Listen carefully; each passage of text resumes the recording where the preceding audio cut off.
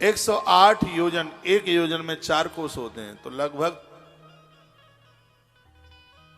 राजा 400 कोस से भी ज्यादा लंबा निकल गया। उसने पहाड़ों को पार करते हुए एक केले के एक बहुत बड़े बगीचे को देखा। केले की पूजा बड़ी अद्भुत है। गृहस्थ लोगों के लिए केले की पूजा बच्चों के विवाह के लिए की जाती है। माताएं करती हैं केले की पूजा, और घरों में केला गमलों में लगाया जाता है। केला बड़ा पूज्य है, बड़ा वंदनीय है। केला फल तो है ही, लेकिन इसको पूजा में भी, भागवत जैसी पवित्र कथाओं में केले के पेड़ों को इधर उधर लगाया जाता है।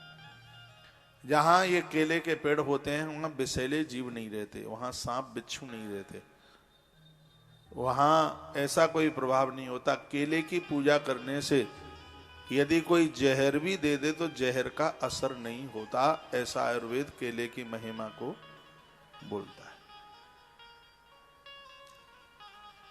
हम केला खिला करके आते हैं बंदरों को। बंदरों को हम इसलिए केला खिलाते हैं कि कभी ये लाड़ में दुलार में कहीं नाखून भी लगा दें तो इन्फेक्शन ना हो। केला, ये आज की तस्वीरें आप देख रहे हैं।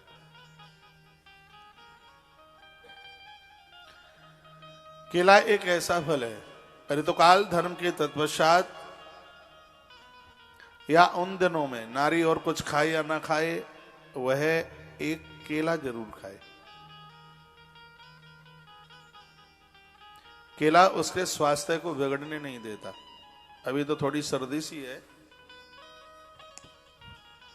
तो सुबह शाम को छोड़ करके दोपहर का केला ठीक रहेगा। केले को बीच में से 2 भाग करके उसमें इलायची दबाइए, इलायची केले के अंदर। फिर उसको आप कुकर में पानी भर दीजिए।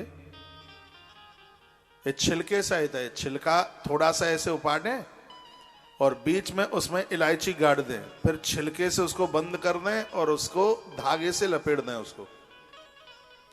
फिर केले को कुकर में डाल दीजिए, कुकर को आग के ऊपर चढ़ा दीजिए, खूब खौल जाने दीजिए। फिर कुकर को धीमे से खोल लीजिए। एकदम खोलोगे तो वो विस्फोटक होता है, थोड़ा धीमे धीमे चिमटे से पानी में से केला को निकाल लीजिए।